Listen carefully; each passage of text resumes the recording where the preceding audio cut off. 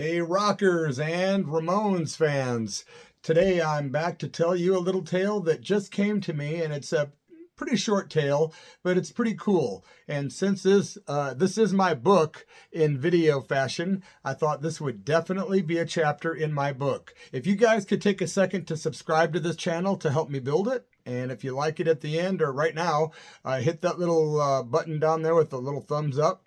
And if you want to leave a comment and share, that would be really appreciated. Thanks to all the new subscribers, by the way. I appreciate you guys so much. And check it out, man. We're going to talk about the Ramones, in particular, Johnny Ramone. Yep. We're going to go back to the year about 1990. I was singing for a band in central Illinois called Bloody Mess and the Scabs, a punk rock / sort of shock rock band that played for about 8 years. And we did gigs all over the country and records and all that good stuff. Well, when our first album came out in 1990, which was titled 6th Grade Field Trip, it came out on Black and Blue Records 1990. That album went all over the world, all over the country, and definitely helped establish the band's name and my name. So I'm grateful for that. Well, about that time, when that album came out, it got reviewed all over the place, right? And I was writing to a ton of people all over the country and all over the world. And I was a regular corresponder of mail. Well, there was a guy that got a hold of me from Staten Island, New York, and he was a punk rock guy that was in a band in Staten Island. We started corresponding. At about that time, after the album had been out, I'd been writing this guy for a while. He'd become a fan of the Scabs' first album. And my good friends Bob Herrington from Ragged Records and Bob Gordon from Acme Comics, respectively and respectfully. Acme Comics, a great comic book and / pop culture store in Peoria, Illinois. And Ragged Records in Davenport, Iowa, a very awesome store indeed, and I'll be performing there March 14th, 2025. Anyway, back to the tale. I'm writing to this guy in Staten Island, New York, and we start corresponding. I tell him, hey, I just talked to my friends Bob and Bob, and they told me they're going to be taking their van up to New York City to take part in this big like Halloween horror fest. I can't remember the exact name, but I want to say horror fest. Maybe not. But it was one of those conventions where they have everything Halloween, a bunch of celebrities there like Robert Englund, who played Freddie Kruger, Angus Scrimm, who was in one of my favorite films, Phantasm, as the tall man. I got to meet that dude. That was awesome. There was a lot of other people there that whose names escape me. I have to think about it. There was a big wrestler, Ox Baker. Ox Baker, the wrestler, was there. Got to meet that cat. That was really cool. I remember taking photos of me and him and Bob Gordon, and I had those for a long time until the fires happened in 2020, the Alameda fires in Oregon and California. Well, also at that event was the guy behind, what's his name? Someone's going to tell me in the comments. The guy behind Creepy Magazine. He was there, and a lot of other people. But anyway, I'm at this point in my life where I was doing a lot of gigs with the Scabs, but we had kind of had a lull. We had kind of broken up. I want to say this is the either October 1990 or October 1991, but I'm not going to tell you about the gigs that happened. But what happened was this guy that I was writing to, he had a band that learned the entire 6th Grade Field Trip album from start to finish. And the plan was I was going to ride in the van with Bob Herrington and Bob Gordon out to New York. I was going to have 2 shows booked. So I did it, man. I booked a gig in Staten Island, New York at a club that was owned by the mafia called Neri's, Neris. And I was friends with Merle Allen, Gigi Allen's brother, and he was booking bands at the legendary CBGB's in New York City, the very first punk club in New York City, to my knowledge, and the most famous in the world, absolutely. Well, Merle got me a gig at CBGB's, and we were calling it Bloody Mess and the Scabs, even though it was a different Scabs than I was with previously on the album. That story, my friends, is going to be on it's going to be on my upcoming Patreon, because it's kind of an X-rated story, and that's where all my adult-oriented and all my stuff that won't go on YouTube before I'll get banned or whatever. So I'm going to save the really dirt stories for all of you that really want the sex, drugs, and rock and roll. It's going to be on that channel. But I will say this, I decided to go ahead, set up the gigs. The band learned the songs. I never got to rehearse with them. That will start at another story, like I said. But I get in the van with Bob and Bob. We do drive to New York City. It was an awesome experience. This was my first time going to New York City, mind you. Later, the Scabs played there at least a couple times. And then I ended up going there and appearing on a couple talk shows like the Phil Donahue Show and the Rolanda Show. So many trips to New York. But my first was so cool because we were staying at this hotel. I believe it was connected maybe to the place where the actual horror convention was going to be held. Bob and Bob had tables they set up where they sold all kinds of really cool collectibles, VHS tapes, posters, you know, all kinds of great monster and movie stuff. So I get to the Horathon and I'm just amazed because I'm walking around in New York City and I'm just blown away because I'm from Peoria, Illinois, a small town in the Midwest. Very small, but I mean, not as small as the one I'm in now with 20,000 people here in Ashland, Oregon.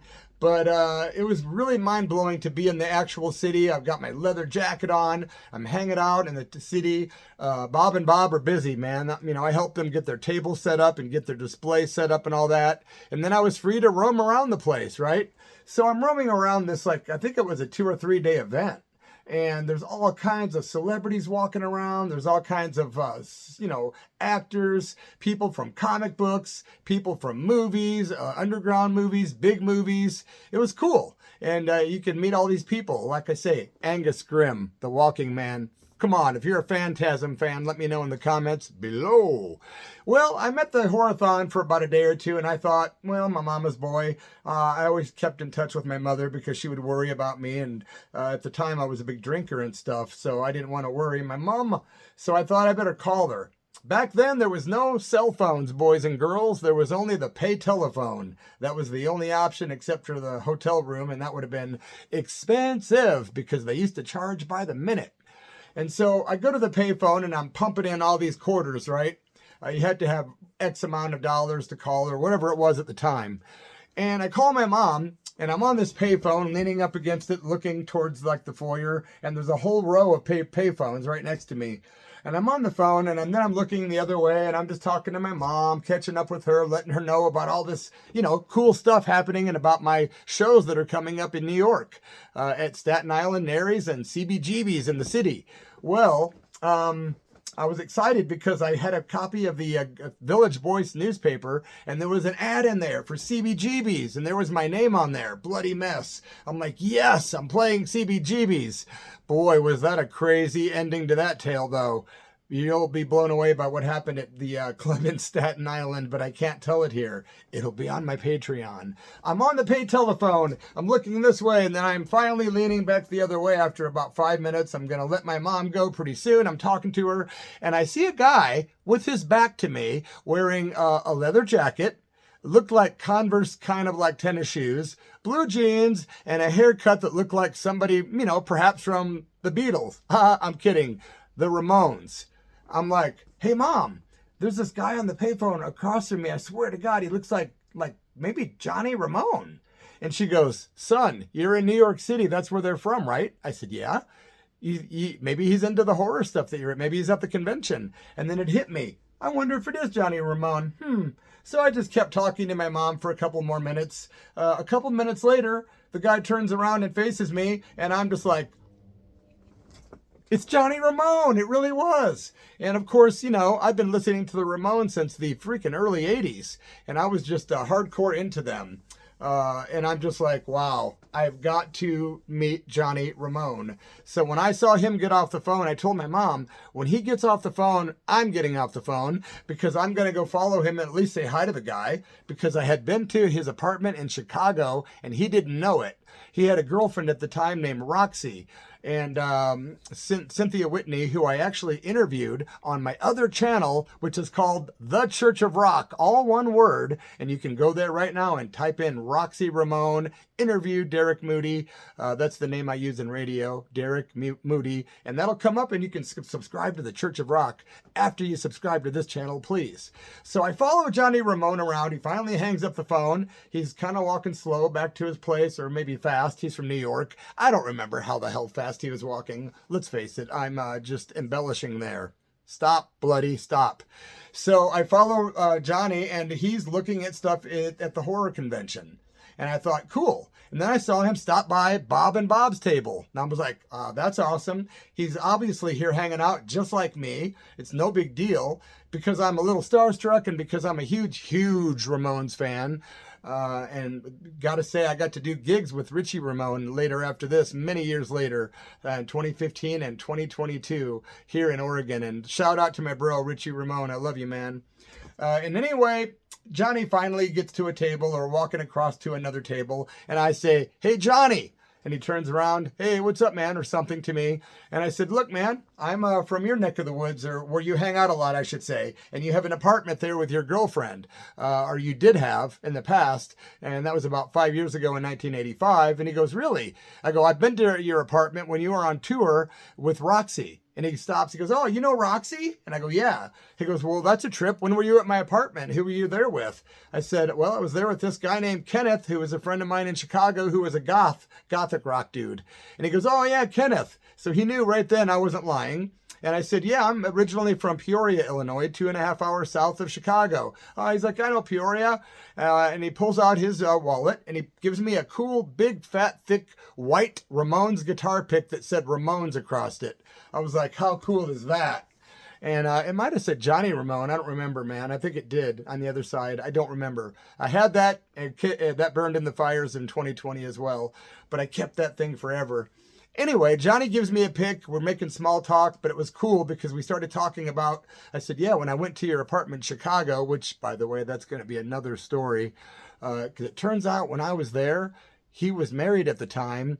And I don't want to get Linda, his wife, his widower, mad at me or any of the Ramones fans. But I got a tale to tell, and I'll save that for Patreon. Sorry.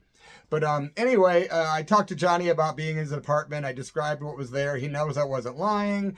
And then here's where the story takes kind of a nosedive.